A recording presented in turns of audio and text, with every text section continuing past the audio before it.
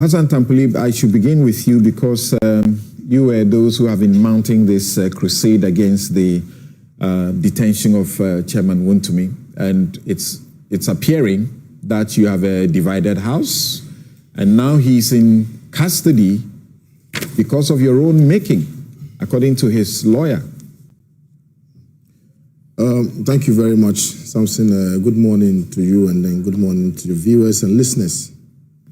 I think that Chairman Wontumi's case is one of the classic examples of the saying that the more things change, the more they remain the same. This is not a situation that is entirely new to us, especially since 1992, when we recommenced the journey of our democratic experience. And in recent times, you recognize that some of these instances of high-handedness by the security services have continued to play out, especially so when we are supposed to be in a reset zone. So we thought that things would be done differently, different and with more finesse than the way that we used to do them. And so these are all the consequences of, actions and inactions of the former regime of Nana Addo Dankwa Akufo-Addo. And so we were expecting to see something much more different, much more in tune with the tenets of the law. So when a citizen is invited, and then he says that, oh, I'm not too well, so I would visit you on Monday. He shows up on Monday for interrogation. Then he is granted police inquiry bail by the CID to come back the next day. He dutifully returned the next day. And just as he was leaving the facility, he was picked up in a Rambo style. Some of these movies that we watch, you see how they pick people up. So sometimes you are not even too sure who is picking you up to start with. And that alone can give somebody a heart attack. Because you are picking me up from where? Why are you coming? Why are you taking me? Out of nowhere. It's not as if you invited me and then I turned down the invitation. And so you take the man since the 27th of May. Today is 31st. And we still don't have word yet as to when exactly he's going to be released and what exactly the charges are. That's continued to remain a mirage.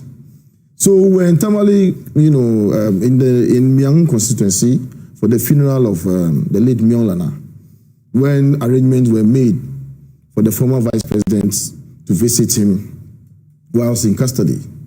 And so on arrival, we were given 4:30. Straight from the airport, we went to the facility where we were told by the authorities, this is the place to meet the man. And we have made every arrangement for you to come and meet him. And somehow the information leaked. So by the time that we got to the place, people had already masked up. And that is not any fault of ours. It's a security agency, and so you can protect your area and so on and so forth. Then when we got in, for almost 2 hours, the man was nowhere to be found. And the officers that the former vice president met were the ones who were now explaining that actually Chairman Wontumi was not the business of the NIB, and that he is just being given to them for protective custody because of their facility, the infirmary. And that at some point he wasn't feeling too well, so he was being held in their facility. And the arrangement was for them to bring him. And given the fact that many people had masked up, it was impossible or impractical for them to bring him in there. So beyond that, let's go to the law. What does the law say? Is his continual detention, restriction, and arrests contrary to the law? Yes, it is. It violates and contaminates Article 14.3 of the 1992 Constitution. It says, and I want to read with your indulgence, a person who is arrested, restricted, or detained, and the relevant section will be B, Article B, upon reasonable suspicion of his having committed or being about to commit a criminal offense under the laws of Ghana and who is not released shall be brought before a court within 48 hours after the arrest, restriction, or detention. Now, we have been told, for instance, that there was a court order and so on and so forth. If there was a court order, a warrant for his arrest, the court warrant, then the warrant would have been made upon terms and we would have gone straight to that same court. But there's no such warrant. The warrant came from EOCO itself. And so, if EOCO, which is a creature of law... You're contradicting his lawyer. Which one? His own lawyer says he was arrested on a warrant and that the claims that something untoward was done are untrue. You're contradicting his lawyer. But you see, the lawyer cannot even take superiority over Article 14.3. Whatever the lawyer says is subservient to what Article 14.3. You're impugning the competence of his lawyer? Well, Honorable Andy Apiakubi is one senior lawyer that I respect so much. But the law remains the law. You understand? And so I am restricting myself to what is in the Constitution. I'm not even looking at what he says. Because we all get it wrong. Even the Supreme Court judges get it wrong. Even the panel can get it wrong, and upon review, they can correct their mistakes. So yes, we may at some point in time get it wrong.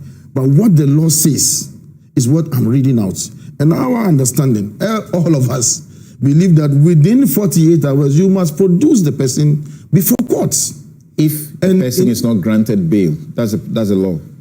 That's if the person is not what? Granted bail. Granted bail. Yes, that's police inquiry bail. Exactly. But he was granted police inquiry bail, correct? He was granted police inquiry bail. Right. And the bail terms were too onerous for him to meet. Now, the intent of what we have in this law is for us to be able to override such what's the name? Outrageous bail demands.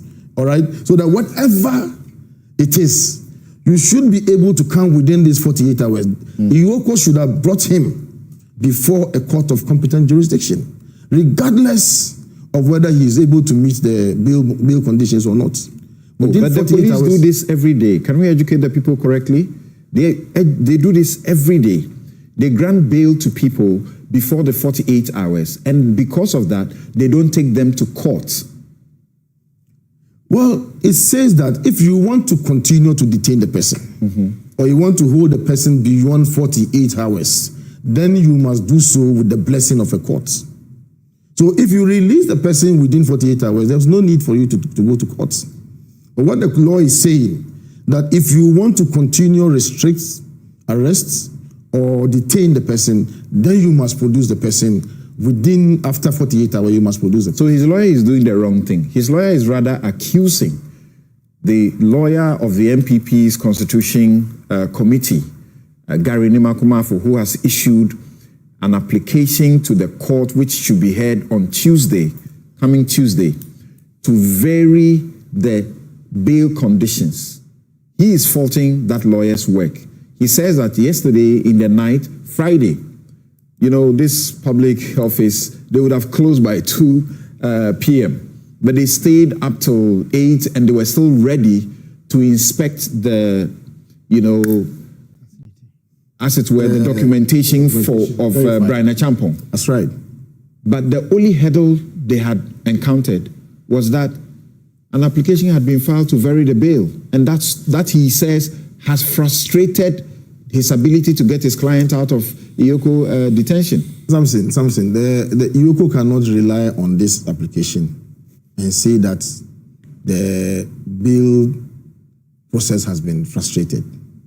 They can still go ahead because the 48 hours has elapsed. You understand? EOCO should be able to release him even without any court intervention. Because that's what the law says. You don't have to even wait. So, with all respect to Honorable Andy Apiakubi, I'm not too sure, you know, which area he's coming from. But you know, we are political beings, so you know some of these things you can throw in some political jabs here and there. But what I am reading out to you right now, and what I believe all of us have, is the law, and we must restrict this discussion, I believe, to the law and not whatever any other lawyer, regardless. First, you said that they had invited him. That's correct. That invitation was an invitation by the CID. That's correct. The CID is doing an investigation separate and different from what the EOCO is doing, correct? That is supposed to be the case. Thank you. What the CID is doing, he attended to the CID together with Godfrey Dame-Yeboah and came out to tell us what he was being investigated for. Right. For mining, is it with our license, entering into forest, reserve, and so on and so forth. Which he says he categorically showed them that he's not guilty. That's correct. Now, EOCO has a warrant, and they arrest him on that warrant. You say the constitution was breached. Can you explain that? Well, Samson, is there any ambiguity in this provision? Doesn't matter who is even detaining, whether it's EOCO, SP, CID, NIB, National Security. It says that if you use the power of the state to arrest somebody. No, you said the arrest itself was in Rambo style and was against the terms of the Constitution. That's what I'm referring to. No. I'm just describing the way and manner that he was picked up. I'm not talking about the arrest. I'm talking about the continued detention beyond the constitutional limit of 48 hours. Okay. Yes. So let me go around and come back.